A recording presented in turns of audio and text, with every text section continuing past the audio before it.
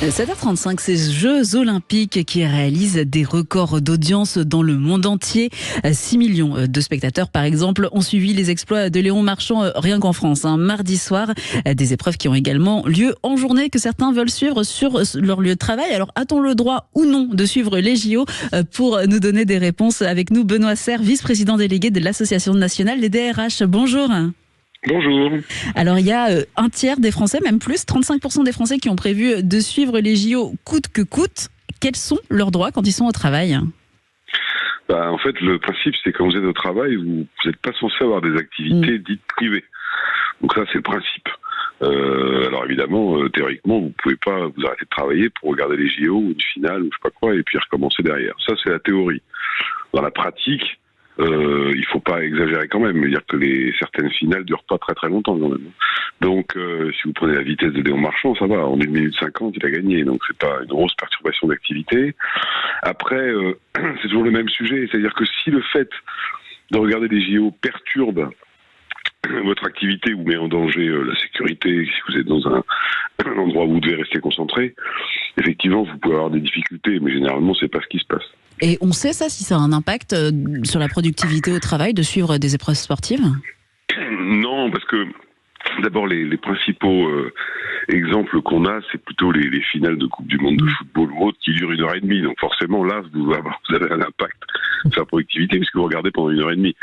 Si vous regardez par petites touches les Jeux Olympiques, c'est pas très grave. Donc ça, et je pense d'ailleurs que une entreprise qui viserait à empêcher les gens de regarder absolument pourrait voir sa propre productivité perdue, parce que imaginez qu'une entreprise interdise de regarder les Jeux Olympiques, les gens trouveront des moyens de contourner pour les regarder quand même.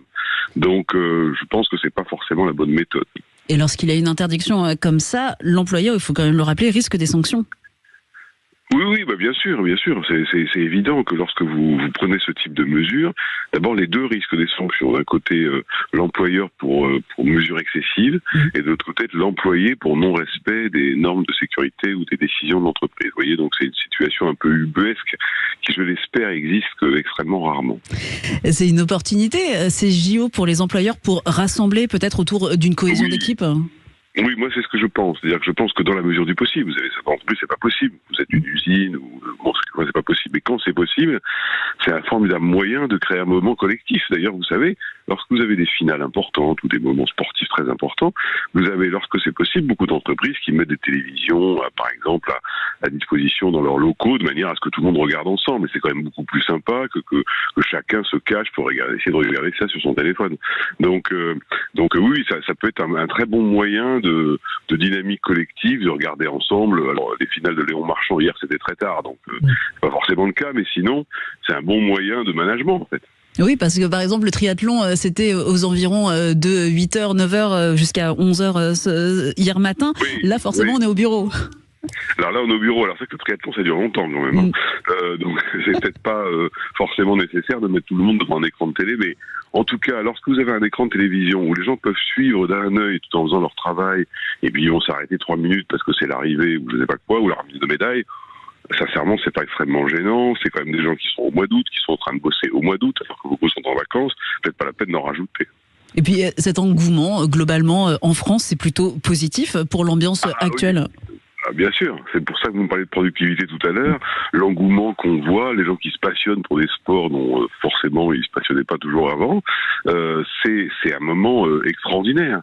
Et les ambiances que vous voyez dans les stades ou dans les sites olympiques, vous les retrouvez probablement dans l'entreprise en petit, entre les collaborateurs qui se passionnent pour regarder telle ou telle finale, tel ou tel sport. Donc c'est un moment formidable et pour le pays, et donc un moment formidable pour les entreprises. Vous-même, vous suivez les Jeux Olympiques ? Oui, bien sûr. Alors moi, je vais l'avantage, c'est que je suis en vacances. Donc voilà. Mais oui, non, c'est un très beau moment en fait. C'est vraiment un très beau moment. Mais depuis la cérémonie d'ouverture, on a vu une espèce de dynamique collective qui s'est installée, et ça, c'est formidable. Et donc, qui peut servir au milieu professionnel. Bien sûr. C'est quand les gens sont heureux, c'est là où ils sont les plus productifs. Ça, c'est une vieille règle. Merci beaucoup Benoît Serre, vice-président délégué de l'Association nationale des DRH. Très bonne journée à vous.